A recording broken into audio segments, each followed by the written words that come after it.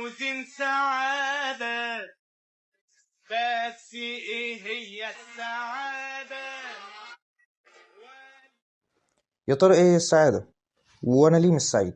سؤال اتكرر عن اجيال كتيرة جدا وتفسر كذا تفسير. في اللي قال ان السعادة هي النجاح، في اللي قال ان هي انك تكون حققت اللي انت عايزه، وفي اللي قال ان هي الانبساط عامة، وفي اللي قال ان هي الرضا. وانا الحقيقة بميل للرضا، والرضا غير الاكتفاء.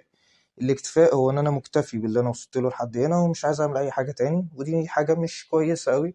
انما الرضا ان انا الحمد لله راضي بالوضع الموجود فيه واللي ربنا كتبهولي، بس هحاول احسن من الوضع شوية على قد ما اقدر. والحقيقة ان ده سؤال خاطئ اصلا، لان مش ده اللي احنا جينا الدنيا عشانه. احنا جينا الدنيا هنا عشان نكون سعداء فيما بعد، في الاخر ان شاء الله في الجنة. والدنيا مش مستاهلة. يعني سيدنا نوح عليه السلام عاش 1450 سنة، ولما جه ملك الموت سأله الدنيا كانت بالنسبة لك ايه؟ قال له كأنها بابين، فتحت باب وخرجت من التاني. والرسول صلى الله عليه وسلم قال ان الدنيا كأنها شجرة، ريحت تحت ظلها شوية وكملت بقى طريقك. فمهما عشت الدنيا هتكون قليلة قوي، وده كده. وسيدنا نوح عاش 1450 سنة، يعني دلوقتي الناس بتعيش 80 وأقل من 80 سنة بكتير. وشوف بنعمل ايه في بعضينا عشان الدنيا. والحقيقة إن هي مش مستاهلة. يعني حتى ربنا سبحانه وتعالى سأل واحد شاف كل النعيم اللي في الدنيا وغمز غمزة بس في النار. ربنا سبحانه وتعالى سأله شفت نعيم قبل كده؟ قال له لا والله يا رب ما شفتش نعيم قبل كده. جاب واحد تاني عاش كل الابتلاءات تقريبا اللي في الدنيا، غمز غمزة بس في الجنة. ربنا سبحانه وتعالى سأله شفت عذاب قبل كده؟ قال له لا والله يا رب ما شفتش عذاب قبل كده.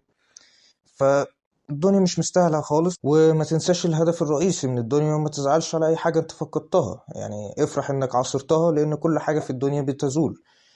والحاجة الوحيدة الثابتة في الدنيا هي إن هي بتتغير. وفي حاجات بتقلل من الحزن، زي هي إن أنا مش هلوم نفسي. أنا عملت اللي عليا، الباقي على ربنا. مش هتوتر، أنا عملت اللي عليا وواثق إن النتيجة اللي هتطلع خير من عند ربنا أيا كانت إيه هي، وإن كل حاجة هتمر سواء حلوة أو وحشة هتعدي.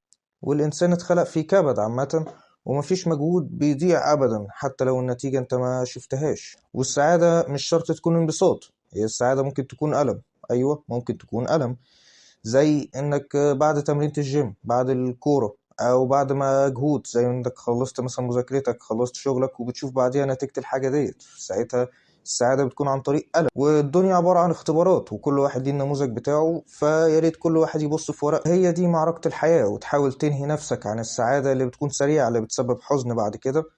لأن هي مجرد اختبارات واختياري. كل موقف بيعدي عليك انت بتختار هتعمل حاجة كويسة، اعمل الحاجة الخاطئة. وفي نفس الوقت بتحاول تعلي الطاقة، وما تعتمدش ابدا على الطاقة او على المزاج بتاعك. انت تشوف ايه اللي انا المفروض اعمله دلوقتي، او اللي انا حطيته المفروض ابدأ فيه، لكن مش هل انا عندي مزاج ولا لا.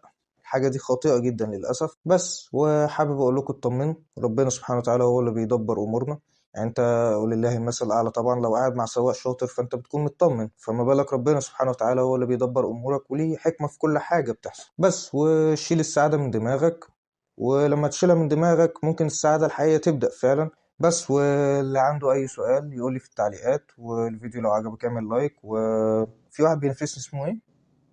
فطوط باين، بيحاول يقلدني كده ومش هينجح بالمناسبة. وعامل نفسه دمه خفيف. بس شوفوا بقى تتابعوه ولا هتتابعوني؟ اكيد هتتابعوني انا طبعا. وبس اتمنى اكون افدتكم. وبعمل فيديو كل جمعة الساعة 6، وساعات هنزل ان شاء الله في وسط الاسبوع كده ولا حاجة. وشكرا ليك.